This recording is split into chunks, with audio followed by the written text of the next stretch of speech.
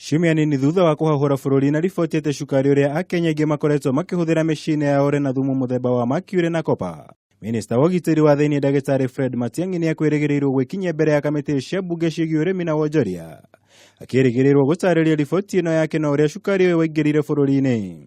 Representatives from DRC. Nona thengia wao Matiang'i ndaigana kwĩyumĩria.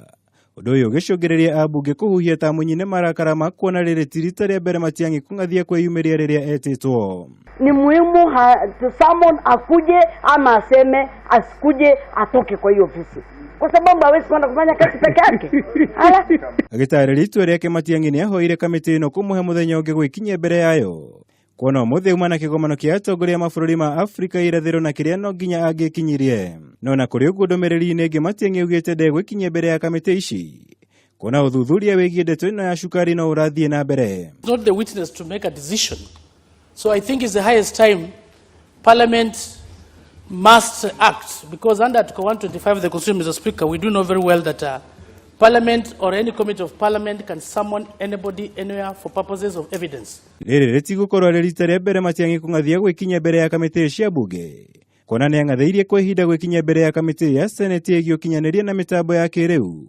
Akĩrĩgĩrĩrwo gũtarĩria ikinya rĩa thirikari kũhoria ceceni inya cia TV kwa ihinda. Mũrunawe wa ICT Joe Mucheru nĩ ũngĩ wang'athĩirie kamĩtĩ ĩno kwa ihinda mbere ya gũcoka gwikinyia mbere ya kamĩtĩ ĩno thutha-inĩ ũcio. At least the CS should inform the said chairs well in advance that they will not be available, so that we don't raise the emotions, attentions of the people we represent, only to look that like we were not informed. Maminista thirikari ũkiuga ũgima wa mwĩrĩ na mangĩrĩti kũambia ũruti wĩra wa mũingĩ. Onao maroneka kwerera mũtugo ũyũ thutha wa kũng'athĩria gwikinyia mbere ya kamĩtĩ ya mbunge ĩgiĩ kĩgĩna kĩa mũingĩ PAC. Kariuki na Kobia merĩgĩrĩirwo gũcokia ciũria ciĩgiĩ ngukumio njerũ ya mabilioni ma mbeca cia mũingĩ rũhonge-inĩ rwa NYS. No na kũhana ũguo matigana gũtĩa kamĩtĩ ĩno nginyagia ũmũthĩ. Kwa gũtĩo gwa kamĩtĩ cia mbunge ti ũndũ mũgeni maitho-inĩ ma Akenya. Kuona itĩna-inĩ rĩa mbere rĩa wathani magavana aingĩ nĩ mang'athĩirie kamĩtĩ cia Senate. Mbunge ya bũrũri ĩkĩoerera ũndũ ũyũ ũmũthĩ nĩ yendekithĩtie kũrorwo kerĩ kwa mawatho nĩguo gũtigĩrĩra arĩa othe mataratĩa kamĩtĩ ici nĩ mang'etherwo nao nĩ watho. Honorable Matiangi, that even as he does whatever he considers to be good work out there, we expect him to be accountable to the people of Kenya. I wonder why he did not ask us for extension of time when he was being vetted. It's a matter of great concern.